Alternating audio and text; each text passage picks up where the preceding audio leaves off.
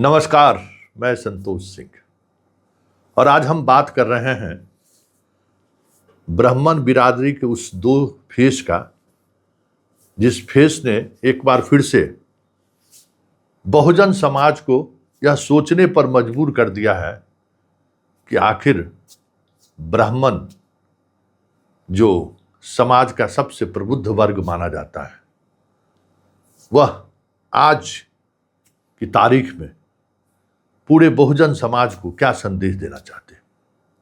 एक तरफ भरत के इनकाउंटर पर सवाल खड़े कर रहे हैं और सवाल खड़े करते करते उस बात को इतनी दूर तलक लेकर चले गए जैसे लगा कि यह सिर्फ और सिर्फ ब्राह्मण का ही बेटा है, बिहार का बेटा नहीं है।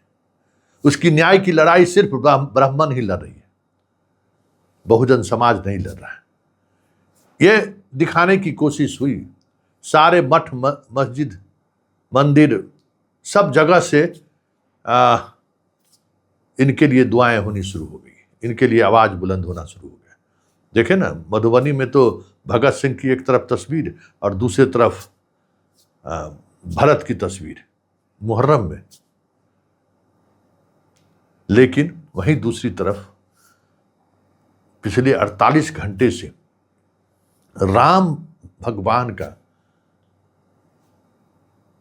सेंधमारी, उनके यहाँ उनको लोग श्रद्धा से जो दान जाकर अयोध्या में अर्पित किए, उसकी चोरी हो गई। कहाँ हैं ब्राह्मण शिरोमणि सब,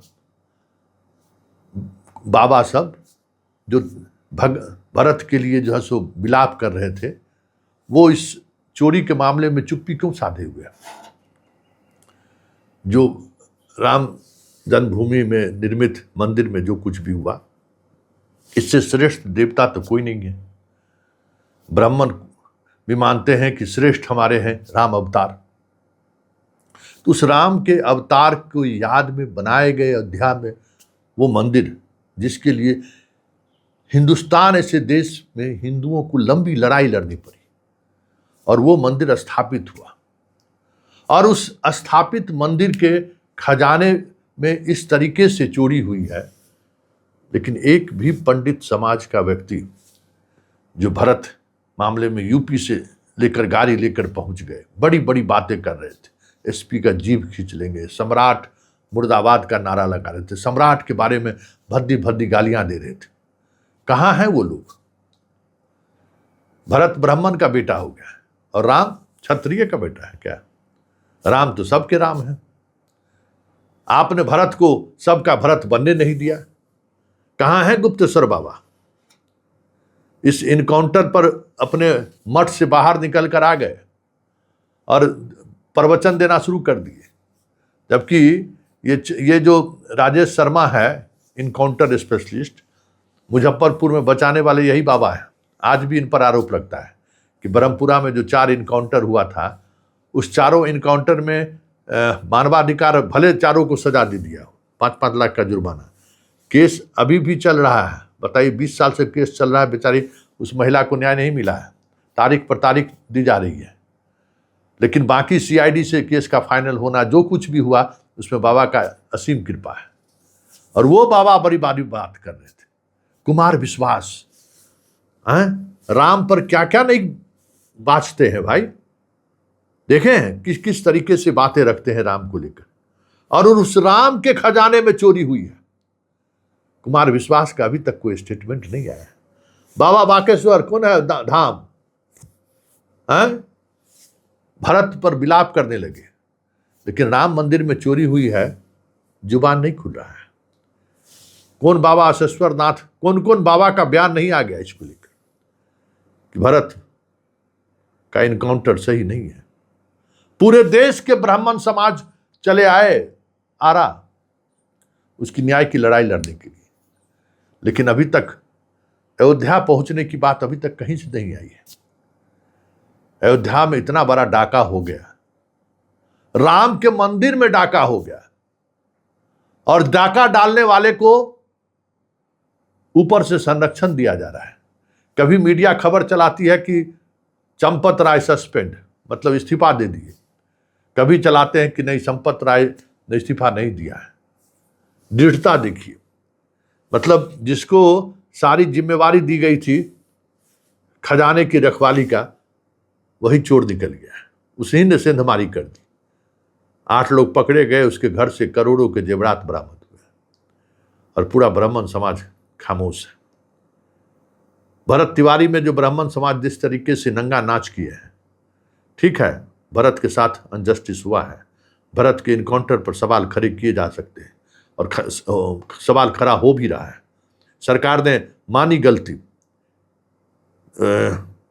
न्यायिक जांच बिठाया, एफआईआर दर्ज हुआ, सब कुछ कार्रवाई हुई, लेकिन ये लड़ाई ब्राह्मणों की लड़ाई नहीं थी, यह लड़ाई बिहार की लड़ाई थी। बिहार की पुलिस का जो मनोबल बढ़ गया था इन दिनों, हाफ इनकाउंटर का जो एक कानून को हम अपने हाथ में ले, गुस्सा इस बात को लेकर था, लेकिन श्रेय लेने के लिए ब्राह्मण लोग जुट गए। ये बहुजन की लड़ाई थी। भरत जो है ब्राह्मण के लिए हथियार नहीं उठाया था।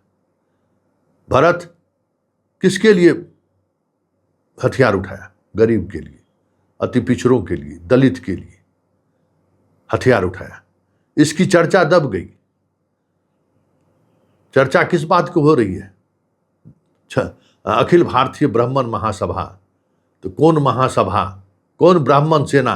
अरे भाई, इस तरीके की प्रवृत्ति दिखाकर आप क्या साबित करना चाहते हो? इससे भरत का न्याय की लड़ाई कमजोर नहीं हुई है। जैसा ब्राह्मण वैसा कुशवाहा। कुशवाहा कल बैठक किया, अब कहा कि जिस दिन सम्राट चौधरी का घर घेरेगा प्रशांत किशोर, उस दिन हम लोग डंडा लेकर रोड पर उतर जाएंगे। तो यादव की दुर्गति कुशवाहा सब भूल गया है। अब अगली बारी कुशवाहा का ही है, नहीं समझ रहा है। राजपूत भूमियार ब्राह्मण ठोका के जगह पर है, वो जगह पकड़ लिया है। उसके बाद यादव थोड़ा उड़ने लगे, 10-15 साल उड़ा तो यादव अभी जगह पर है, यादव मुसलमान दोनों। अब कुशवाहा की बारी है। कुशवाहा के खिलाफ वैसे ही गांव घर में माहौल पहले से जो है सो बिगड़ा रहता है। जिसके बगल में उसका खेत रहता है उसका रोज आरी तोड़ते रहता है। विवाद, यादव खेत चरा देता है मवेशी से और कुशवाहा आरी तोड़ लेता है। इस बात को लेकर बिहार का आम जनमानस इस दोनों जाति से अलग तरीके से खफा रहता है, वो ये अलग बात है। लेकिन जिस तरीके से भरत के मामले में ब्राह्मण एक्सपोज हुए हैं, जिस तरीके से भरत के मामले में ब्राह्मण समुदाय खास पिछड़ों को टारगेट किया है, ऐसे में आने वाले समय में ब्राह्मण समाज के खिलाफ एक अलग तरीके की गोलबंदी बिहार में दिखने लगे तो कोई बड़ी बात नहीं होगी। क्योंकि ब्राह्मण जैसा समाज वो भी उसी रास्ते न्याय चाहेगा जिस रास्ते भीमसेना चाहती है। भीमसेना क्या है? कहीं कोई घटना घटी, घटना का सत्यता कितना है, कौन जिम्मेवार है, कुछ नहीं, सवर्ण को गाली दो और पहुंच जाओ, भीमसेना भीमसेना भीमसेना। तो फिर भीमसेना और ब्रह्मर्षि सेना में क्या फर्क होगा? भीमसेना और ब्राह्मण महासभा में क्या फर्क रह गया? तो एक तरफ भरत को लेकर विलाप हो रहा है और दूसरी तरफ राम के यहाँ डाका पड़ गया है, उस पर आप चुप्पी साधे हुए। ये नहीं चलेगा, दो चेहरा नहीं चलेगा। क्योंकि सारे साधु संत जो भरत के इनकाउंटर पर विलाप कर रहे थे, देश देख रहा था कि राम जन्मभूमि में वो मंदिर जिसके लिए हजारों हिंदू अपनी कुर्बानी दी है, उस ऐतिहासिक मंदिर के खजाने पर किसी ने बुरी नजर डाला है, खजाने को लूटा है।